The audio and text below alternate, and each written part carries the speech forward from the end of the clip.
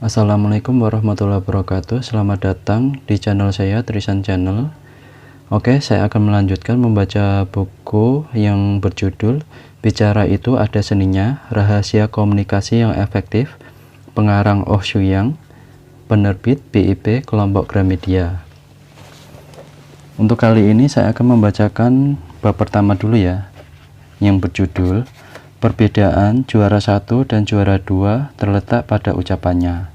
Di dalam bab pertama ini dibagi menjadi beberapa subbab, yaitu dari mana datangnya kesan pertama, nyawa logika, mengungkapkan diri lewat storytelling, penyebab takut bicara, lengkapi dengan bahasa nonverbal, mengubah cara bicara, mengubah hidup, mengubah yang tidak mungkin menjadi mungkin.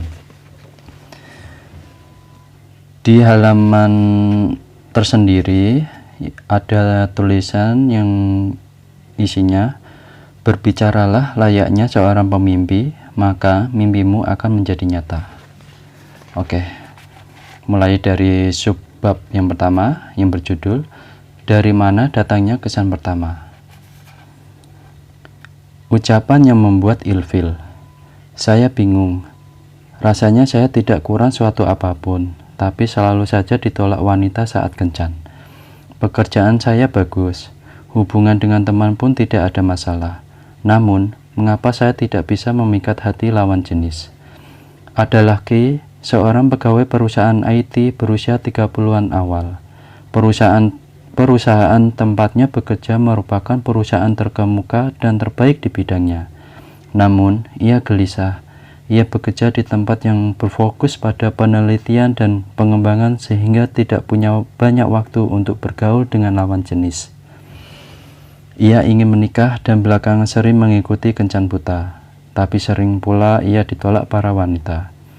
Sambil mendengarkan ceritanya, saya terus mengamatinya. Tidak tampak ada masalah khusus pada karakternya. Pemilik sifat biasa yang dapat ditemukan dimanapun, namun kebanggaan terhadap dirinya sendiri sangat luar biasa. Dari segi akademis, pekerjaan, keluarga, dan kondisi fisik, ia merasa tidak kalah dari orang lain. Ia juga sering menyebut hal yang sebenarnya tidak perlu dijelaskan. Selang beberapa saat, saya bisa mengetahui apa masalahnya. Bagaimana Anda berbicara dengan wanita saat kencan? Biasa saja. Menurut saya tidak. Karena itu, para wanita tidak tertarik kepada Anda. Bagi wanita, kesan saat pertama kali bertemu sangatlah penting. Penampilan yang rapi memberikan kesan yang bagus. Begitu pula dengan gaya bicara. Suara yang bagus saja tidak cukup. Bagaimana berbicara agar memberi kesan yang baik kepada lawan bicara juga penting. Dari yang saya lihat, Anda lebih sering membanggakan diri sendiri dalam percakapan. Kalau saat ini kita sedang berkencan, saya pasti sudah merasa jengkel kepada Anda. Ia merupakan salah satu contoh yang merugi karena ucapan meskipun sudah memiliki semuanya untuk memberikan kesan pertama yang baik. Suaranya jernih dan enak didengar, tapi isi ucapan yang terkandung di dalamnya yang bermasalah. Dengan hanya membicarakan diri sendiri dan tidak memikirkan lawan bicara, ia jadi dicap tidak berperasaan oleh lawan bicaranya. Terlepas dari seringnya saya bergaul dengan wanita, rasanya tidak ada yang tidak tahu bahwa wanita tidak menyukai pria yang suka membanggakan diri sendiri. Hal itu sudah menjadi rahasia umum. Mungkin karena Kay tidak menyadari hal tersebut, kesan pertama yang dibuatnya setiap kali berkencan selalu saja tidak baik. Banyak kasus seperti ini ketika nilai kesan pertama seseorang menjadi turun karena ucapannya. Misalnya, politikus A yang memiliki kesan pertama negatif karena berbicara gagap di masa lalu. Dibanding politikus lainnya, ia sebenarnya lebih santun dan tenang. Namun, karena cara bicaranya yang terbata-bata dan samar-samar, ia dinilai tidak tegas dan kurang cakap dalam membuat keputusan. Padahal, seorang pemimpin dinilai dari cara bicaranya, dan hal tersebut merupakan kelemahan yang fatal. Publik tidak mungkin mengetahui orang seperti apa ia sebenarnya. Mereka hanya bisa menilai dari kesan yang dipancarkan saat berbicara, apa yang diutarakannya saat di parlemen, kuliah umum, dan atau saat wawancara dengan jurnalis menjadi bahan penilaian yang penting. Jika ditilik dari pandangan bahwa ucapan menentukan kesan pertama, sangat disayangkan baginya yang beralih dari pengusaha menjadi politikus. Tidak ada kesempatan kedua dalam percakapan. Siapakah contoh orang yang memberi kesan positif bagi publik dengan ucapannya? Mungkin politikus N. Ia berhasil menunjukkan kepribadian dan keunggulannya kepada publik dengan kefasihan lidahnya. Ia mampu menciptakan brand dirinya melalui ucapan.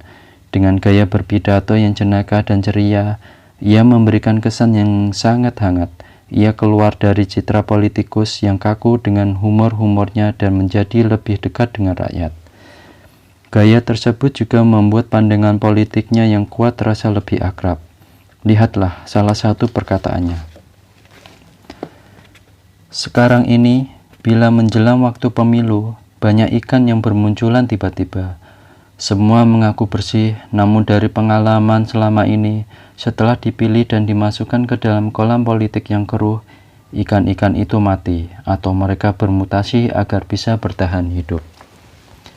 Selama 50 tahun, kita terus-menerus makan samgyeopsal atau babi panggang dari satu alat pemanggang yang kini telah menghitam. Kini saatnya kita mengganti pemanggang itu. Bagi seorang politikus, senda gurau bisa menjadi faktor yang merugikan, namun ia merangkulnya dengan baik, sehingga ia yang tadinya bukan siapa-siapa dalam sekejap berdiri tegak menjadi politikus idola. Jika berbicara soal ucapan yang menarik, kita tidak bisa melupakan penyiar Lee Gyum-hee. Dengan teknik narasi sponnya, ia memberikan kesan seorang pipi yang hangat. Seorang penyiar umumnya harus bisa berbicara dengan lugas dan logis.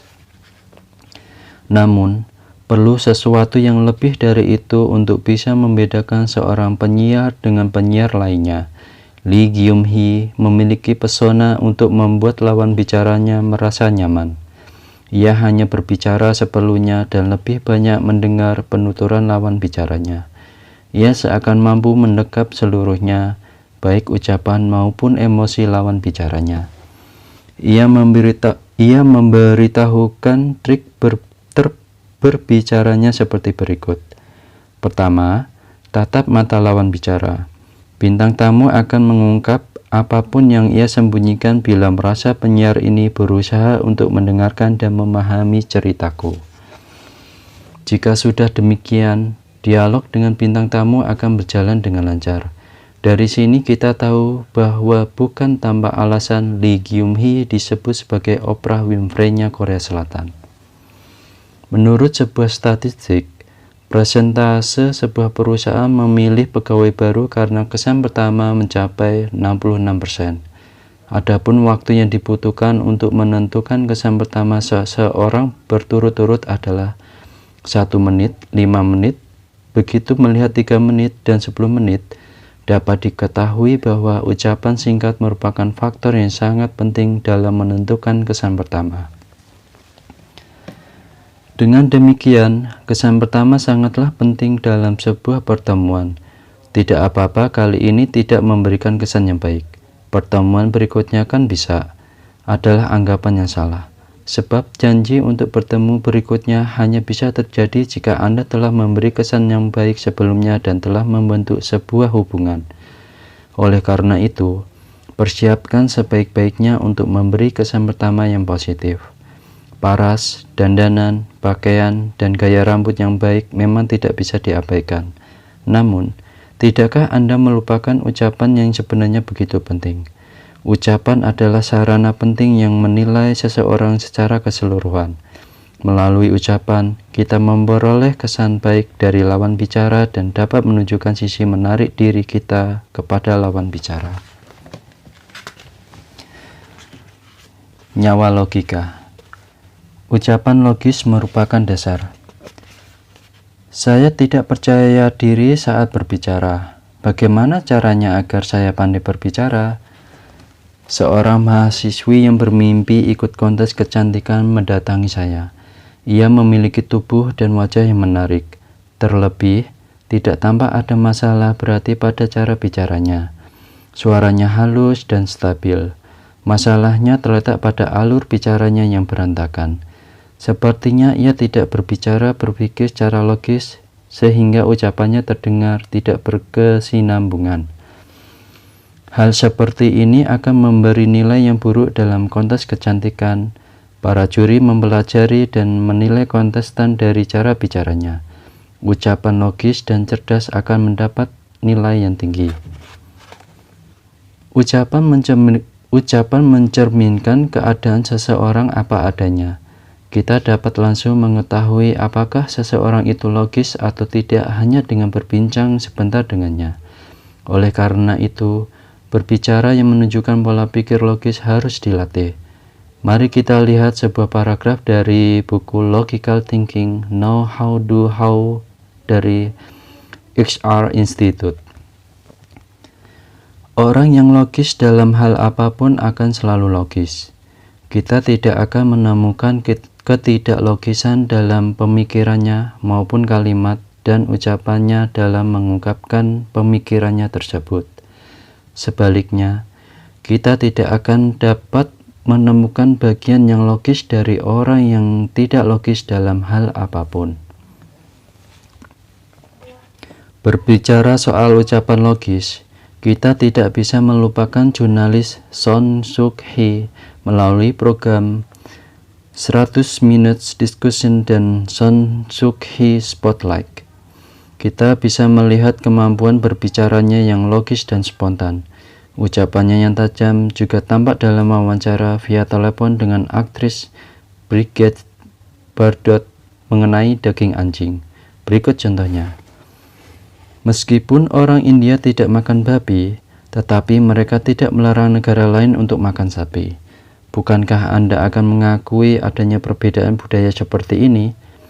Menurut Anda, berapa banyak orang di Korea yang makan daging anjing? Dalam kalimat pertama, kita mendengar soal budaya India yang sudah terkenal. Alasan ini menjadi dasar yang kuat untuk membujuk seseorang mengakui perbedaan budaya. Seperti inilah Son Suk-hee mampu memaparkan alasan di balik pendapatnya.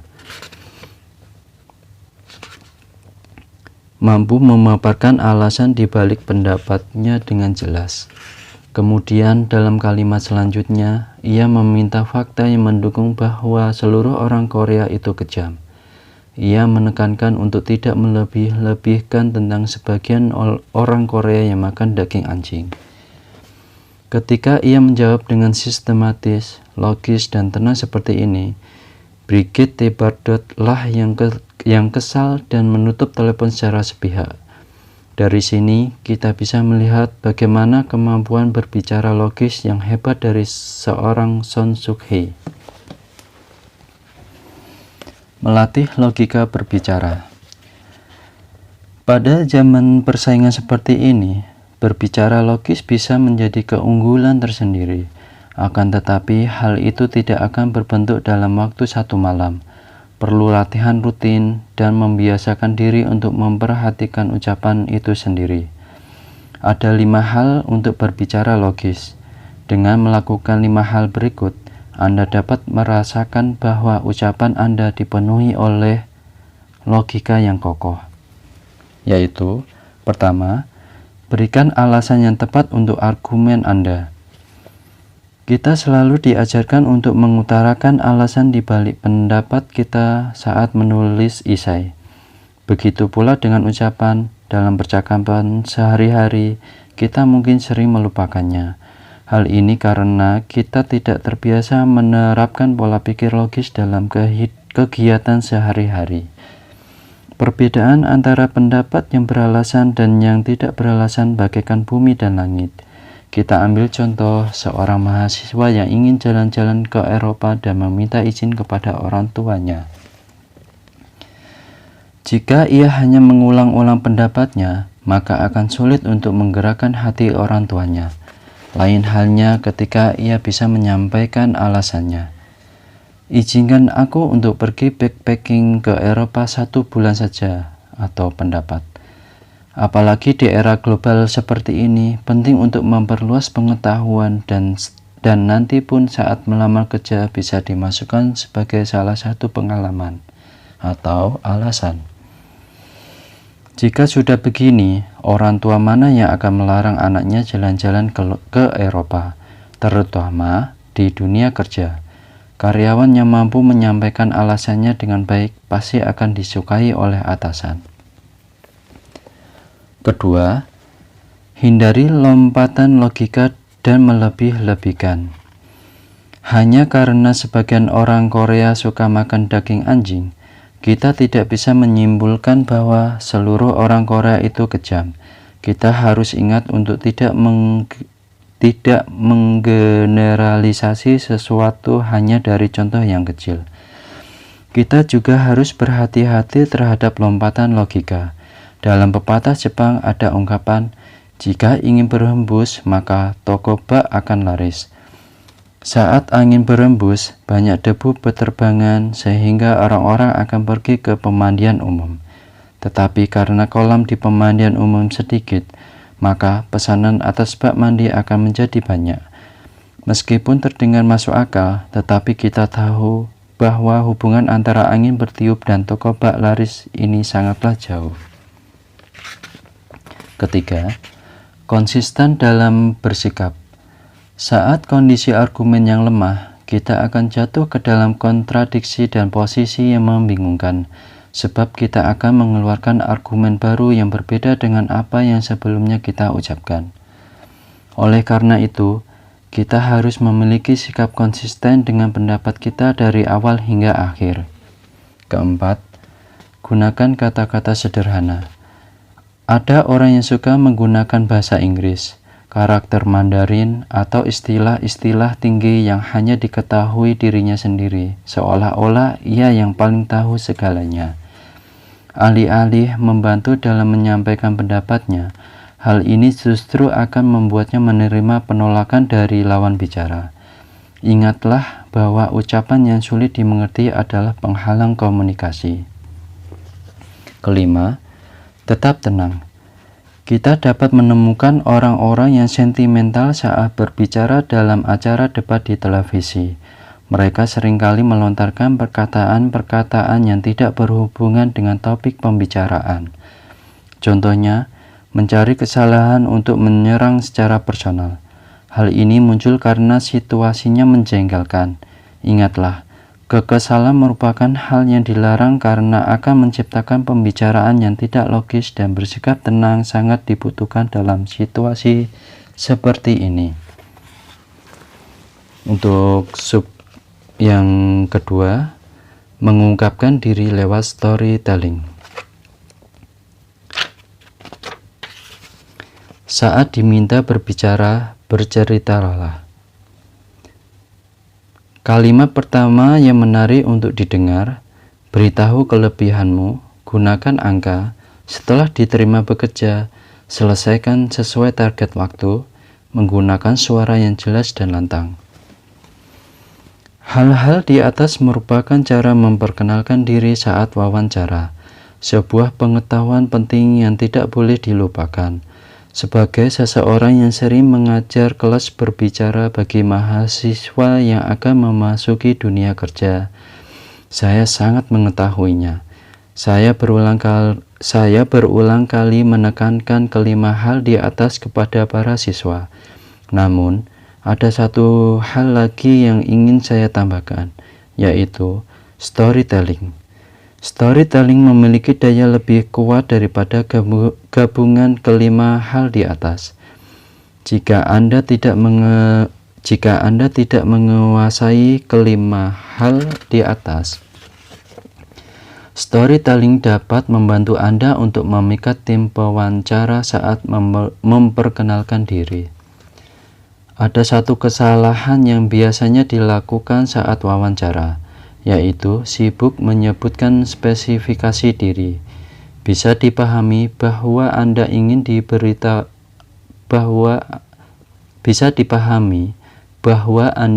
memberitahukan kelebihan Anda sebanyak mungkin dalam waktu singkat. Namun, jika tidak terlalu luar biasa, akan sulit menemukan perbedaan Anda dengan kandidat lainnya. Oleh sebab itu, diperlukan storytelling. Cerita yang menembus hingga ke dasar hati tidak hanya akan menutupi kekurangan yang dimiliki, tetapi juga menciptakan nilai lebih tersendiri. Storytelling merupakan cara untuk memperkenalkan diri yang sangat efektif, tidak hanya untuk wawancara, tetapi juga dalam pertemuan bisnis ataupun pribadi. Cerita tentang roti bagel pun menggunakan kekuatan storytelling. Bagel adalah roti keras yang berbentuk mirip donat. Ada kisah di balik lahirnya roti ini. Konon, ada seorang tukang roti berkebangsaan Jerman yang memiliki istri seorang Yahudi. Suatu hari, sang istri ditangkap oleh tentara Nazi dan dimasukkan ke penjara. Lelaki tadi menyusup bekerja ke dapur pembuatan roti di dalam penjara untuk menyelamatkan istrinya. Kepala penjara pun mengetahui bakatnya yang luar biasa dan mengizinkannya menghabiskan satu malam bersama istrinya. Menjelang pertemuan, ia membuatkan roti kesukaan istrinya. Ia hanya memberi sedikit ragi agar roti itu keras dan tidak terlalu mengembang sehingga saat memakan satu roti sudah kenyang. Lalu ia membuat lubang besar pada roti itu agar bisa dijalin tali dan mengikatnya pada pantalon istrinya. Hal itu dilakukan agar roti-roti tersebut tidak dicuri oleh orang lain. Keduanya berjanji untuk bertemu lagi sebelum roti terakhir habis. Namun, mereka tidak dapat bertemu lagi untuk selamanya. Lelaki tadi kemudian pulang ke kampung halaman dan membuat roti bagel setiap kali merindukan istrinya.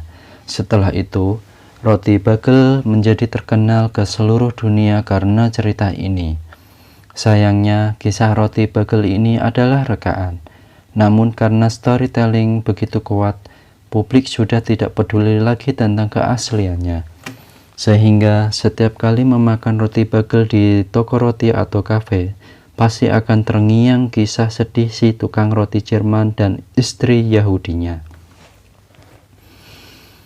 Selain itu, ada lagi cerita serupa meninggalkan kesan mendalam. Kisah Paul Robert Poth, kehidupan penyanyi pop opera ini menyajikan kisah yang begitu mengharukan. Suatu hari, seorang pria dengan tampang pas-pasan dan bekerja sebagai salesman mengikuti audisi Britain's Got Talent dan berkata ingin menyanyikan opera. Tak ada satupun yang tertarik terhadapnya. Ia lalu menyanyikan aria Nessun Dorma dari opera Turandot dengan suara merdu. Ini adalah lagu yang dinyanyikannya untuk bangkit dari masa lalu saat berjuang melawan kanker, kecelakaan lalu lintas, pengucilan, dan kemiskinan. Hasilnya sungguh mengejutkan. Para penonton tenggelam dalam perasaan masing-masing. Bagaimana jika ia seorang penyanyi yang bertampang rupawan dan berasal dari golongan elit? Mungkin ia tidak akan mendapatkan respons sebaik itu. Audiens akan melihat tokoh dalam dongeng saat menyaksikan bernyanyi. Melalui kisahnya yang berhasil melewati kesengsaraan hidup, ia menjadi penyanyi pop opera yang mendunia. Setiap orang yang mendengar nama Paul Robert Poth pasti akan langsung teringat kisahnya dan hanyut dalam keharuan. Katarsis dalam cerita yang bagus. Latihan storytelling atau menyampaikan cerita sama saja seperti mengasah kemampuan komunikasi. Jika Anda berencana ingin menjadi pembicara, berlatih storytelling akan sangat membantu. Kalaupun tidak ingin menjadi pembicara, Latihan ini akan menjadi senjata besar dalam kehidupan sosial Anda. Kata-kata di atas diucapkan oleh Doug Stevenson, konsultan ahli presentasi dan pelatih teknik mengajar terbaik di Amerika. Menurutnya, storytelling adalah keterampilan berbicara yang sangat bermanfaat baik saat mengajar, pertemuan bisnis, wawancara, maupun kehidupan sehari-hari. Lalu, bagaimana caranya berbicara dengan metode storytelling? Storytelling yang baik membutuhkan 4 hal, yaitu tema, konflik, simpati, dan solusi. Dan 2 faktor tambahan, yaitu pembalikan dan alasan. Pertama, kita lihat keempat unsur yang diperlukan, yaitu 1. Tema. Harus memiliki tema yang menonjol. Cerita yang bertema menonjol disukai oleh orang-orang. Legenda atau dongeng-dongeng klasik bertahan lama karena mengandung sebuah tema, bahwa yang baik akan menang dan yang jahat akan dihukum. Cerita yang ingin disampaikan harus konsisten dengan satu tema. 2. Konflik. Konflik dan klimaks merupakan unsur yang tidak dapat dipisahkan oleh kisah yang menarik. Semakin dalam konflik, semakin berlipat emosi dalam cerita. Jangan lupa bahwa konfliklah yang membuat orang-orang tenggelam dalam cerita. Konflik dalam kisah roti bagel terdapat pada perpisahan antara si tukang roti dengan istrinya serta cinta yang mereka harus terputus di tengah jalan. Dalam kisah Paul Potts, konfliknya adalah kehidupan masa remajanya yang kurang beruntung dan tidak bisa belajar musik dengan benar. Ia mendengarkan kisah suksesnya dalam mengatasi konfliknya. 3. Simpati. Tema dan konflik saja tidak cukup untuk menghidupkan cerita jika pendengarnya tidak dapat merasakan simpati terhadap cerita tersebut. Kita ambil contoh cerita penderitaan tidak bisa makan saat sedang berwisata ke luar negeri, yaitu konflik. Jika makanan itu adalah makanan khayalan bernama Bontaville, apa yang akan terjadi? Tidak ada yang akan merasa simpati terhadap cerita yang asing. Sebuah cerita harus familiar dan mudah dipahami untuk bisa menarik simpati. 4. Solusi. Cerita yang dramatis harus menyajikan katarsis solusi terhadap konflik. Cerita yang dinilai bagus adalah bisa mengatasi konfliknya. Di samping keempat faktor tersebut, ada faktor tambahan yang saya pikirkan. Faktor ini tidak masalah jika tidak ada, tetapi akan lebih efektif jika ada, yaitu pembalikan. Berfungsi memberikan kejutan pada jalan cerita yang membosankan. Alur cerita yang sama sekali tidak bisa ditebak akan memancing rasa penasaran dan konsentrasi. Faktor ini dapat digunakan sepenuhnya sesuai kondisi. Alasan membuat cerita dapat dipercayai. Mengapa drama sejauh begitu menarik? Sebab dilandasi dengan kenyataan sejarah. Agar kisah Anda tidak terkesan penuh kebohongan dan menguap begitu saja, Anda harus menunjukkan alasan-alasannya. Storytelling adalah teknik berbicara yang diperlukan oleh pekerja profesional seperti dokter, pengacara, dan angkutan publik. Semakin lama pasokan tenaga profesi semakin meningkat, sedangkan permintaan semakin berkurang. Dengan storytelling, klien pasti akan menganggukkan kepalanya untuk Anda. Lanjut, sub yang berikutnya. Penyebab takut bicara. Trauma salah ucap.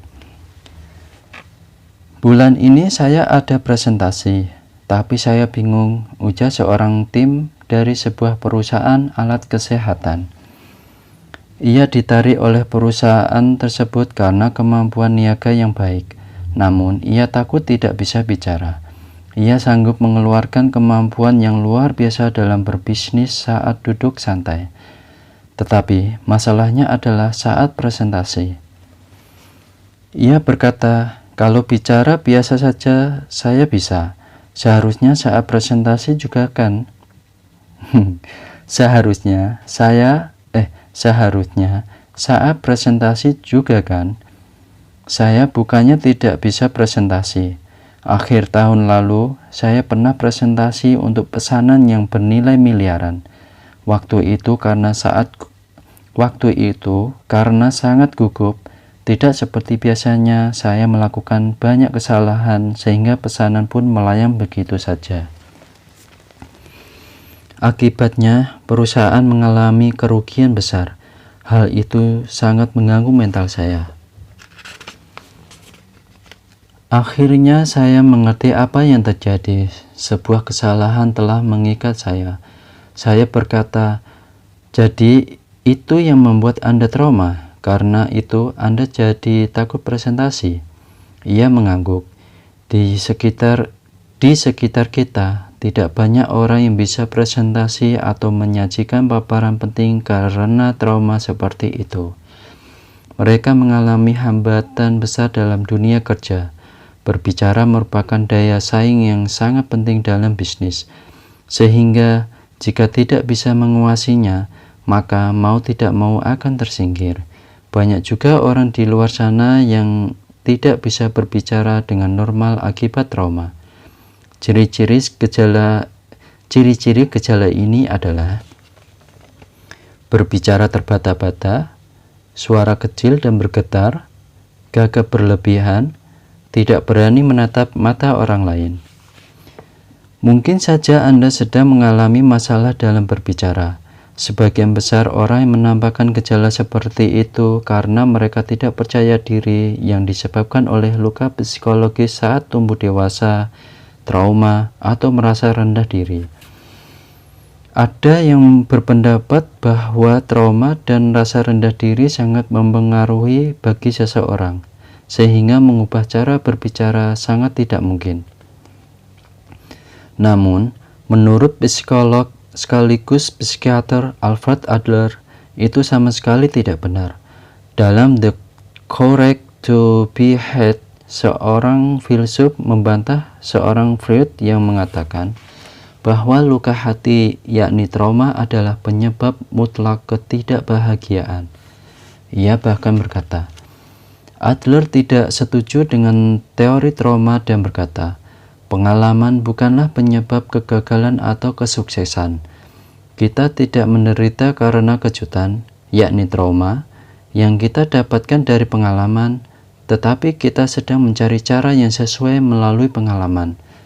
Bukan pengalaman yang menentukan diri kita, tapi makna yang diberikan pengalaman yang menentukan. Jadi cara mengatasi trauma dengan cara memulihkan rasa percaya diri dan berubah menjadi orang yang mampu berbicara dengan cerdas. Membuang rasa takut. Sebagai contoh, kita bisa melihat Barack Obama saat berusia 2 tahun. Ayahnya yang berasal dari Kenya dan berkulit hitam bercerai dari ibunya yang berkulit putih. Lalu ibunya menikah untuk yang kedua kalinya dengan orang Indonesia. Sedangkan ia tumbuh dalam asuhan kakek neneknya di Hawaii. Meskipun keturunan kulit hitam, ia adalah anak blasteran yang tidak diakui oleh murid-murid kulit hitam apalagi kulit putih. Trauma dan rasa rendah diri yang muncul dalam dirinya membuatnya tersesat hingga menyentuh obat-obatan terlarang. Namun, meskipun memiliki latar belakang seperti ini, saat masih muda ia sudah memiliki kemampuan berpidato yang mumpuni dan kini menjadi presiden yang diakui sebagai orator ternama. Obama tumbuh di lingkungan kurang bagus dengan rasa trauma dan rasa rendah diri yang tinggi. Hal ini dijadikan batu sandungan bagi kemampuan bicara Obama. Namun, kenapa ia tidak terbata-bata dan cara bicaranya tidak gagap? Sederhana. Ia menjadikan trauma dan rasa rendah dirinya sebagai energi untuk tumbuh dan menarik dirinya terus-menerus. Oleh karena itu, ucapannya yang penuh rasa percaya diri dapat menggerakkan hati banyak orang. Begitu pula dengan jagoan presentasi Steve Jobs. Ia merasa trauma dan rendah diri karena merupakan anak adopsi. Ia pun pernah tersesat dan bersentuhan dengan obat-obatan terlarang. Ia meninggalkan bangku kuliah dan terjun ke dalam bisnis komputer yang tidak terjamin masa depannya. Kehidupannya di bawah rata-rata. Seharusnya keadaan ini sudah cukup untuk membuatnya tidak percaya diri dan gagap dalam berbicara. Namun kenyataannya, hal tersebut bukan hambatan bagi Steve Jobs. Dan ia menjadi salah satu orang yang paling pandai berbicara di seluruh dunia. Penyebabnya jelas. Ia mengubah trauma dan rasa rendah dirinya menjadi semangat menantang. Ia mencintai apa yang dikerjakannya lebih dari siapapun dan rasa percaya terhadap dirinya sendiri sangat besar. Dalam pidatonya di upacara kelulusan Universitas Stanford, ia berpesan agar mencari pekerjaan yang benar-benar disukai. Stay hungry, stay foolish. Keyakinan diri yang kuat seperti inilah yang membuatnya diakui sebagai ahli berbicara secara tegas, lugas, dan jelas. Barack Obama dan Steve Jobs memiliki rasa percaya diri yang tinggi karena berhasil mengatasi trauma dan rasa rendah diri yang disebabkan oleh keadaan mereka yang malang. Inilah yang membuat mereka mampu menjadi pembicara ulung. Rasa percaya diri yang kuat adalah hal utama untuk bisa pandai berbicara. Kita harus terbebas dari luka atau rasa rendah diri yang membuat kita tidak berani berbicara kepada orang lain. Dengan demikian, kita akan dapat berbicara dengan sorot mata tajam dan menyentuh hati pendengar. Mereka yang kurang percaya diri mudah merasa berdebar-debar saat berbicara di hadapan orang banyak. Mari kita ketahui beberapa tips untuk menghilangkan rasa gugup. Ada 4 hal yang menjadikan kita memiliki keberanian untuk berbicara dengan mantap. Yang pertama, membuat karikatur pendengar. Mari berpikir bahwa audiens bukanlah orang yang akan menilai kita, melainkan orang yang akan mendengarkan cerita kita dengan gembira. Masih merasa takut menghadapi audiens? Kalau begitu, bayangkan bahwa audiens yang sedang mendengarkan cerita kita sedang menyembunyikan kaos kakinya yang berlubang di dalam sepatunya. Anda akan merasa lebih nyaman dan menunjukkan kemampuan Anda dengan baik. Kedua, menghindari merendahkan kapasitas diri saat memperkenalkan diri. Saya tidak sempat mempersiapkan dengan baik. Saya banyak kekurangan, tapi kalimat-kalimat seperti ini tidak berfungsi untuk mengungkapkan rasa rendah hati. Kalimat ini justru membuat kepercayaan audiens turun dan membuat mereka tidak bisa fokus. Hal ini membuat kita menjadi lebih gelisah dan tidak bisa lolos dari rasa gugup. Ketiga, mempelajari konten dengan baik. Jika kita banyak tahu daripada audiens, mereka akan berhenti menilai dan mulai memasang telinga. Saat kita menguasai apa yang akan disampaikan, audiens akan melihat dengan sorot mata lembut dan mendengarkan bukan dengan tatapan menghakimi. Mempelajari konten presentasi akan lebih mudah dalam berbicara. Keempat, mengungkapkan mantra dengan penuh keyakinan. Aku yang terbaik. Hari ini aku akan menyajikan presentasi terbaik. Selalu memantrai diri sendiri dengan ucapan yang meyakinkan untuk meredakan rasa gugup. Ucapan mantra itu bisa dilakukan dengan membayangkan diri sendiri saat berada di atas panggung. Lama-kelamaan akan muncul keberanian dalam diri kita. Oke, melanjutkan subbab selanjutnya. Lengkapi dengan bahasa nonverbal. Pidato yang mengguncang Amerika. Amerika tidak akan bisa sukses tanpa kesuksesan Anda. Itulah alasan saya maju dalam pemilihan ini. Jika kita bekerja keras, maka kita akan sukses. Itu adalah kesempatan dasar Amerika. Karena itu, saya akan berjuang demi rakyat Amerika yang tersinggir dalam proses pemulihan ekonomi. Kesejahteraan bukan hanya untuk para CEO dan manajer pengelola investasi global. Demokrasi bukan hanya untuk miliarder dan perusahaan.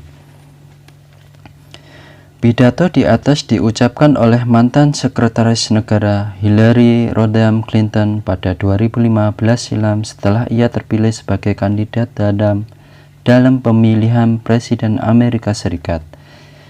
Ia menyebut dirinya sebagai pelindung rakyat Amerika biasa dan menunjukkan dukungannya dengan pidatonya yang penuh semangat meski usianya hampir 70 tahun.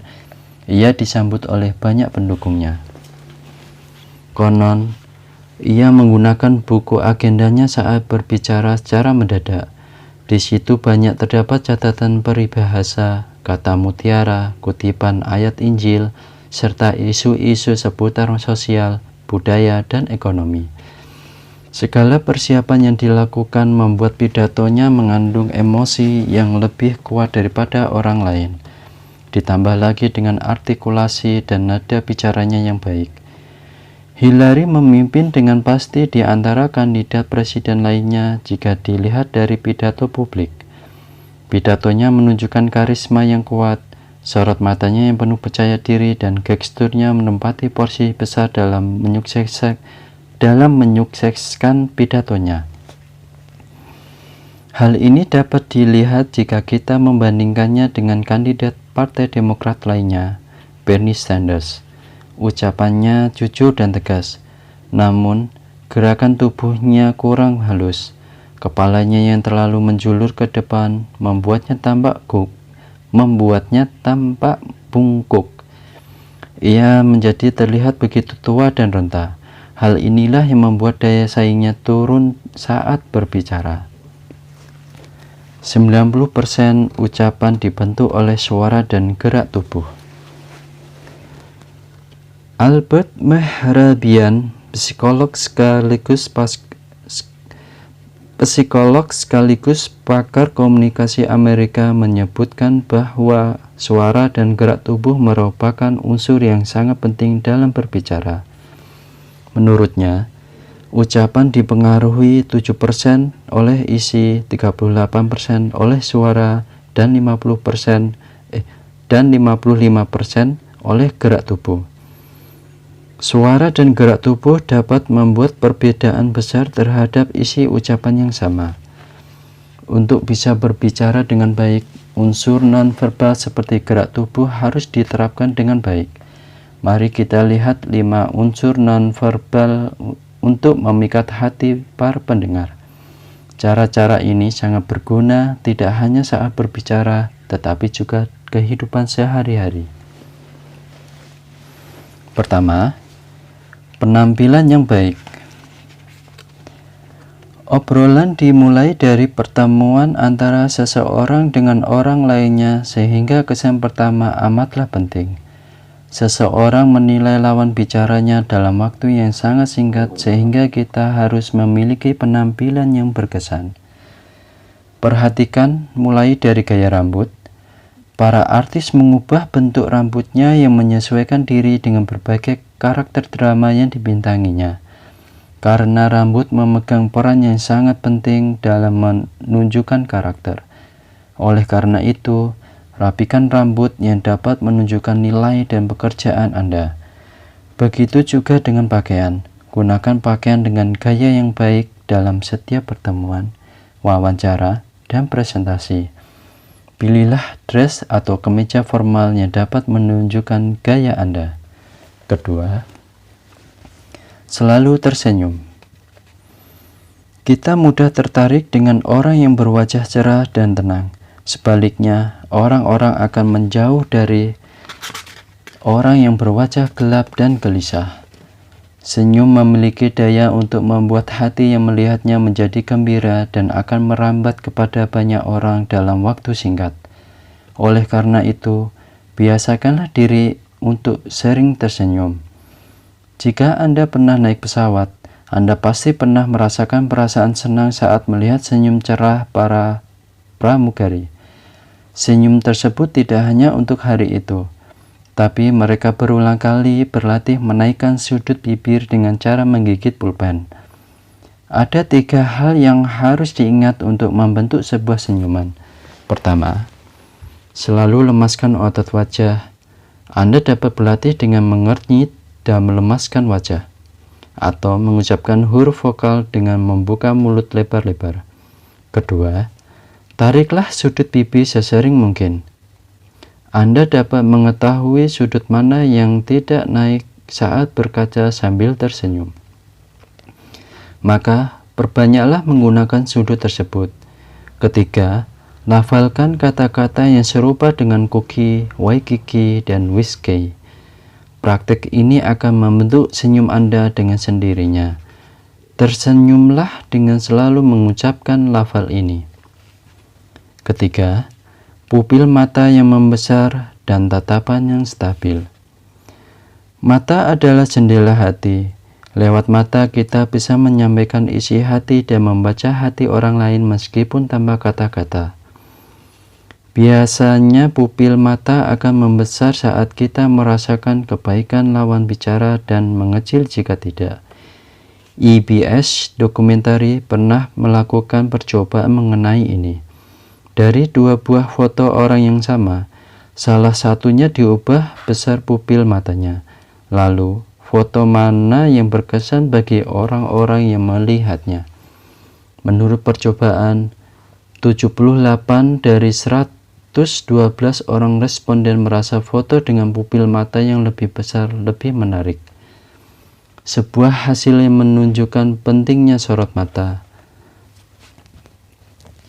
Tatapan yang stabil saat mengobrol juga sama pentingnya. Siapa yang mau mendengarkan orang yang berbicara dengan mata tidak fokus atau menatap keluar pintu dan atap, pendengar juga perlu merasa bahwa orang yang sedang berbicara dengannya tertarik kepadanya. Dengan demikian, ia akan menyimak ucapan orang tersebut. Keempat, sikap percaya diri. Mari kita ingat Bernie Sanders yang kalah dengan Hillary. Satu-satunya kelemahan Bernie Sanders dalam berbicara adalah sikap tubuhnya yang bungkuk. Saat berbicara, tubuh harus tegak dan penuh percaya diri. Jika Anda sudah lama terbiasa memiliki sikap tubuh yang kurang baik, maka hal ini harus segera diperbaiki. Kelima, gestur yang tepat.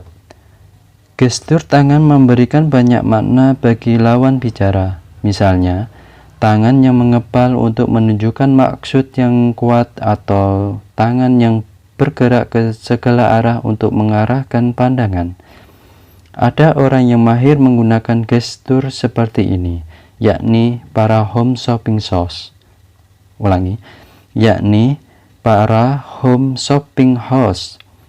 Mereka memakai gestur untuk memperkenalkan produk secara lebih jelas dan meningkatkan daya konsentrasi penonton. Gestur tangan yang baik biasanya memperlihatkan telapak tangan dan bergerak dari dalam keluar. Rajin berlatih di depan kaca akan membuat Anda menemukan gestur yang tepat dan terbiasa menggunakannya. Lanjut untuk subbab yang berikutnya. Mengubah cara berbicara, mengubah cara bicara, mengubah hidup. Pengakuan kecil yang menggema ke pelosok negeri. Ada seorang wanita yang mampu membangun kerajaan media bernilai $1 miliar hanya dengan mulutnya. Ia adalah Oprah Winfrey. Acara yang dibawakannya, Oprah Winfrey Show, tidak hanya mencapai 22 juta penonton di Amerika Serikat, tetapi juga ditayangkan di 14 negara di dunia. Selama kurang lebih 20 tahun, acara ini terus merajai peringkat talk show televisi siang hari. Saat pertama kali ia membawakan acara ini, peringkatnya sangat rendah dan hanya menjadi program bincang-bincang kelas 3 di bawah Chicago. Namun, dalam waktu sebulan, ia berhasil melambungkan peringkat acara ini dan mengubahnya menjadi Oprah Winfrey Show yang tayang secara nasional.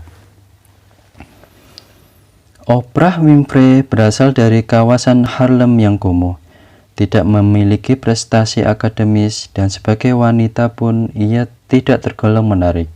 Bahkan ia pernah mengalami kekerasan seksual dan merasakan getirnya menjadi ibu di luar nikah pada usia 14 tahun.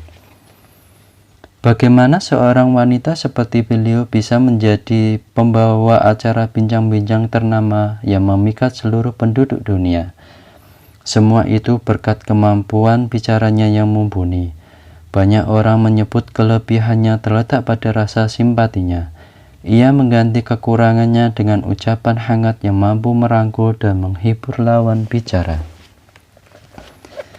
Pada September 1986, seorang wanita yang dikucilkan akibat incest hadir menjadi bintang tamu dan menceritakan masa lalunya. Karena merasa dilihat oleh seluruh dunia, ia ragu-ragu untuk mengungkapkan isi hatinya.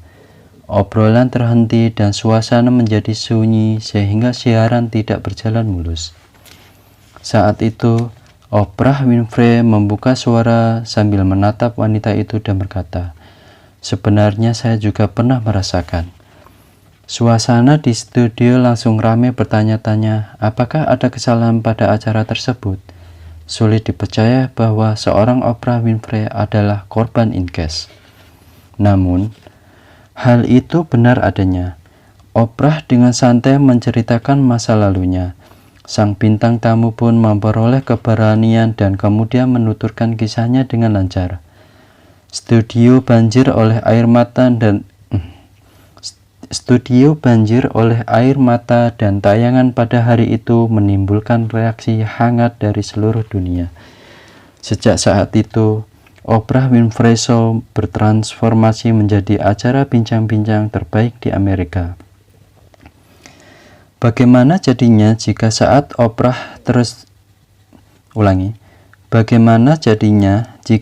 itu Oprah terus menyembunyikan masa lalunya dan hanya memandang bintang tamu?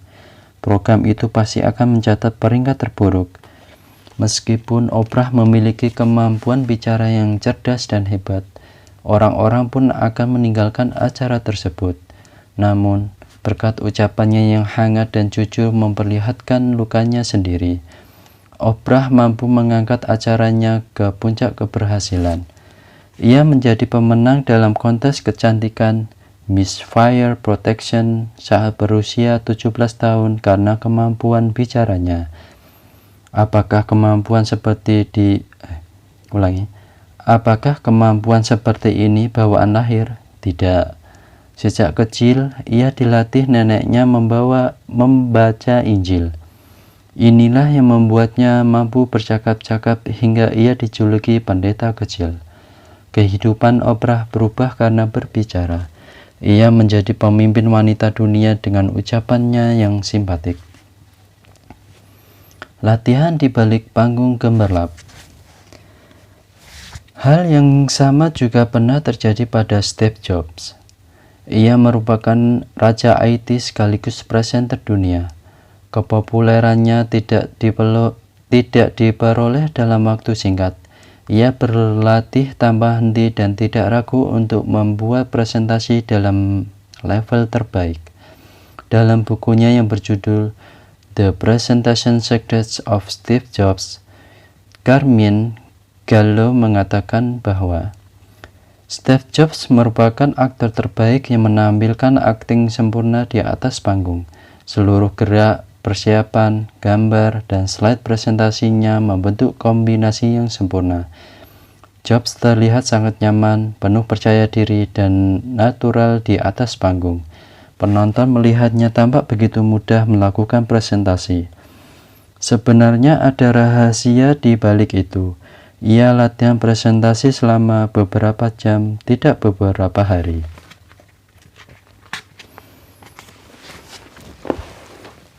Inilah yang membuatnya terlahir menjadi presenter andal dan berhasil mengukir nama Apple di hati seluruh penduduk dunia.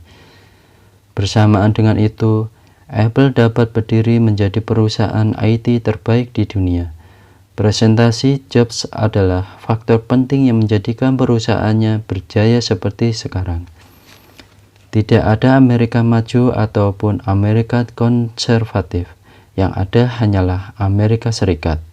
Tidak ada Amerika yang kulit hitam untuk kulit putih, untuk kaum Hispanik, atau untuk orang Asia. Yang ada hanya Amerika Serikat. Kita adalah bangsa yang satu. Seorang politikus yang sebelumnya tidak terkenal mendadak menjadi bintang akibat pidatonya dalam Konvensi Nasional Partai Demokrat di Amerika pada 2004. Ia adalah Barack Obama, yang berpidato dalam kampanye kandidat Presiden John Kerry. Suara baritonnya yang menggema telah mencuri perhatian seluruh masyarakat Amerika hingga akhirnya ia bisa melompat menjadi kandidat presiden. Sebenarnya, berbicara tidak menempati porsi yang besar dalam hidupnya. Suatu ketika, saat masih kuliah di Occidental College, ia berkesempatan untuk berpidato 1 menit tentang seseorang sedang menderita. Pidatonya memberikan kesan mendalam kepada teman-temannya dan menjadikan Obama muda bintang di sekolahnya. Sejak saat itu, ia mulai tertarik untuk berbicara di depan umum dan berlatih hampir setiap hari. Usaha inilah yang membuatnya bertransformasi menjadi pembicara terbaik dan dilantik menjadi Presiden Amerika Serikat pada 2008. Hidup akan berubah jika pemikiran berubah. Namun, ada juga yang mengatakan bahwa perilaku penting dalam kehidupan. Hidup akan berubah jika perilaku berubah. Keduanya benar. Jangan abaikan bahwa ucapan pun memiliki porsi yang sama pentingnya dengan pemikiran dan perilaku. Tokoh manajemen Peter Ferdinand Drucker pernah berkata, "Kemampuan terpenting bagi manusia adalah mengungkapkan dirinya. Manajemen dan administrasi dikendalikan oleh komunikasi." Apakah Anda berpikir bahwa pemikiran dan perilaku adalah esensial, sedangkan ucapan adalah konvensional? Kalau begitu, tidakkah Anda menjadi malas untuk tertarik dan latihan berbicara? Namun lihat, bukankah berbicara secara mutlak menempati porsi yang besar dalam kehidupan hidup Oprah Winfrey, Steve Jobs, dan Barack Obama? Ketiga pemimpin ini mengubah hidup mereka dengan kemampuan berbicara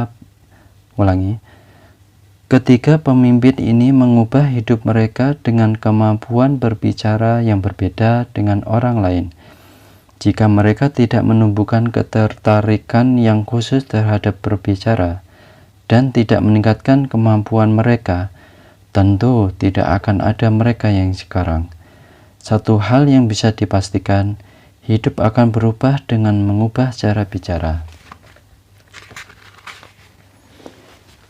Lanjut ke subbab yang berikutnya. Mengubah yang tidak mungkin menjadi mungkin. Pendapat dari pelaku terbaik di bidang speaking. Saya bermimpi menjadi penyiar dan bagaimana saya harus berbicara. Saya ingin menjadi duper dan bagaimana supaya saya bisa berbicara dengan baik seperti duper. Pertanyaan ini kerap kali muncul dalam kuliah atau ceramah saya.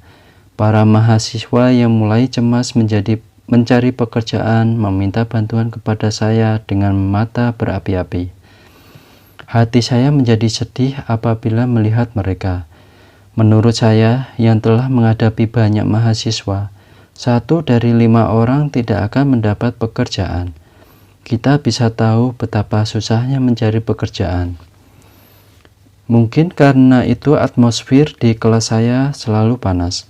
Mereka mendengarkan dengan seksama setiap patah kata yang saya ucapkan, karena mereka ingin bisa berbicara dengan baik demi lolos wawancara kerja dan memperoleh pekerjaan yang mereka harapkan. Saya selalu berusaha memberikan yang terbaik untuk bisa membantu mereka. Saya akan menjawab sebaik mungkin pertanyaan-pertanyaan mereka.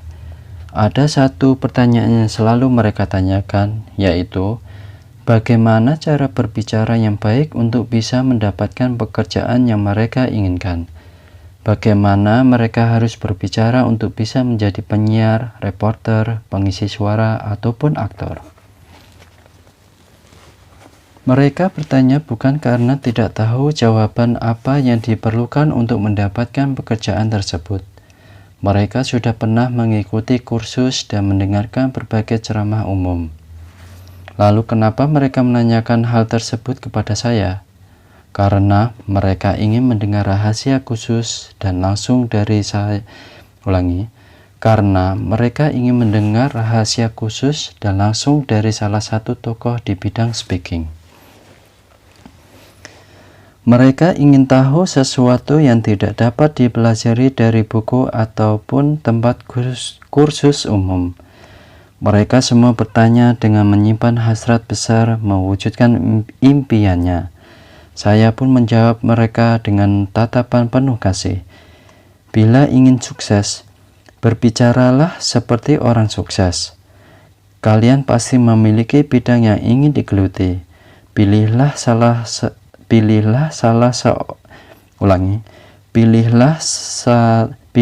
satu orang yang sukses di bidangnya sebagai role model. Entah itu siaran, hiburan, manajemen, politik, atau diplomasi. Berlatihlah berbicara layaknya orang sukses sambil mengingat orang tersebut, baik saat makan, saat mengobrol dengan teman, maupun saat berbicara kepada diri sendiri. Dengan begitu, kalian akan pandai berbicara seperti orang sukses dan mewujudkan impian kalian. Dari orang biasa menjadi pakar speaking. Saya berasal dari Busan dan sejak kecil saya tumbuh tanpa memiliki impian ataupun cita-cita. Orang tua saya tidak berpendidikan tinggi dan hanya bekerja di pabrik sepatu di dekat rumah. Ayah saya pemabuk sehingga hidup kami tidak pernah damai. Tidak pernah terlihat bahwa keadaan keluarga kami akan membaik. Kami tinggal di rumah susun dengan satu kamar mandi dipakai bersama-sama dengan keluarga lainnya. Di dekat rumah kami ada rel kereta api. Siang malam kereta api melintas dengan suara keras. Karena terbiasa mendengarnya sejak kecil, saya bisa menebak apakah itu kereta ekspres, kereta pelan, Mugung Hwa-ho atau kereta ekonomi, atau Saimul-ho kereta bisnis. Saya yang tumbuh di lingkungan yang begitu miskin tidak memiliki bakat apapun. Tidak ada satupun hal yang bisa diunggulkan, baik di pelajaran, olahraga, maupun seni. Saya adalah anak yang biasa-biasa saja dan tidak pula menonjol. Anak yang tidak punya impian apapun tentang masa depan.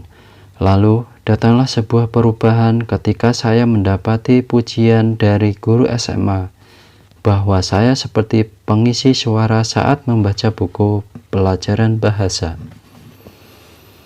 Pertama kalinya dalam hidup saya mendapat penilaian yang baik dari guru saya. Betapa bahagianya saya saat itu. Ternyata ada juga yang aku bisa. Baiklah, aku akan memperbagus suaraku. Dengan begitu, teman-teman dan guru-guru akan memandangku. Saya belajar untuk memiliki suara yang bagus. Mempelajari sesuatu yang saya kuasai dan sukai membuat waktu berlalu tanpa terasa. Dalam proses ini, saya pun bermimpi menjadi pengisi suara berdasarkan kelebihan yang saya miliki, yaitu suara. Untuk pertama kalinya saya memiliki mimpi yang ingin saya gapai. Saya begitu bersemangat melatih suara sehingga mulai berbicara seperti seorang pengisi suara dalam kehidupan sehari-hari. Saya berlatih di rumah maupun di sekolah.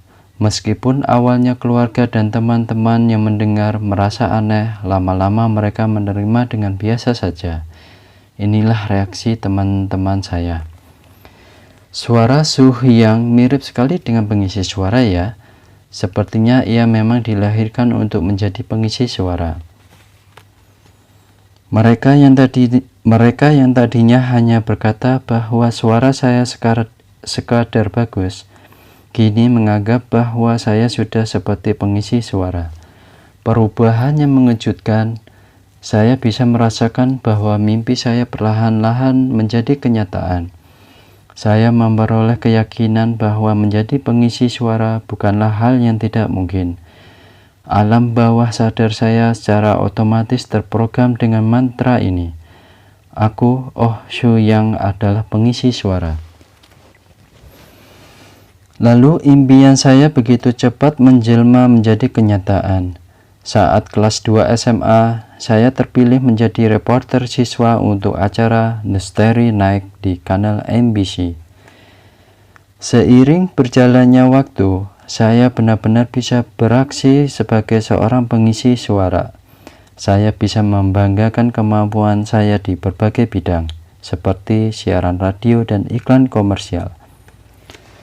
Suatu hari, saya memiliki kesempatan untuk membawakan sebuah acara bersama pengisi suara pria yang kehebatannya sudah diakui, yaitu Bai Han Xiong. Kemampuan saya dipuji oleh beliau, padahal beliau adalah seorang tokoh di dunia pengisi suara Korea. Pada 2014, beliau juga bersedia menjadi rekan duet saya dalam album Present. Setelah melewati semua pengalaman ini, sekadar saya bisa menjadi pembawa acara yang dikenal luas. Berbicara seakan sudah terwujud. Sejak kecil, Steven Spielberg sudah bercita-cita menjadi seorang sutradara film. Saat berusia 17 tahun, ia melakukan usaha baru untuk mewujudkan mimpinya dan bergaya seperti sutradara film.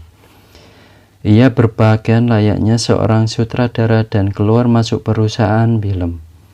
Gaya bicaranya pun mirip sekali dengan sutradara film. Orang-orang pun mengenalnya sebagai sutradara dan memintanya membuat film. Akhirnya, ia menjadi sutradara seperti yang selama ini dicita-citakannya. Pakar pengembangan diri Brian Tracy mengatakan bahwa bertingkah seperti orang sukses adalah kunci menjadi sukses dan menyarankan untuk segera melakukan 3 hal. Pertama, putuskanlah sekarang bahwa Anda akan terlihat seperti orang sukses sebagaimana yang Anda inginkan dari segala sisi, mulai dari pakaian hingga dandanan. Kedua, carilah orang paling sukses di perusahaan Anda dan ikutilah ia sebagai panutan. Ketiga, jangan pedulikan orang yang berpakaian cuek, tetapi berpakaianlah seperti orang yang akan menghadiri wawancara kerja.